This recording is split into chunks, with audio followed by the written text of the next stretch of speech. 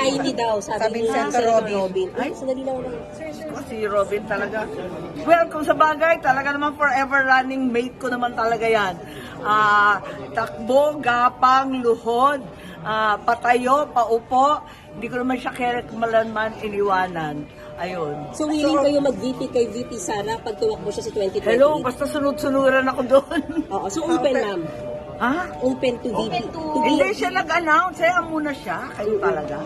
Pero ma'am, yung kanya announcement na yon, anong tingin niyo magiging epekto nito? Maganda yan kasi nabibigyan ng pag-asa ang lahat ng tao dahil napakahirap ng panahon, ang gulo-gulo ng gobyerno, napaka-corrupt, wala pa rin charge talagang ang tao galit na at naghihirap. Kaya maganda na kahit papano meron tayong pag-asa, meron tayong pinanghahawakan. Sir, officially considering running for VP ni Come, let's go. Pero kung pipiliin po kayo ni VP Sara ma'am, kung pipiliin kayo ni VP Sara. Thank you, maraming salamat.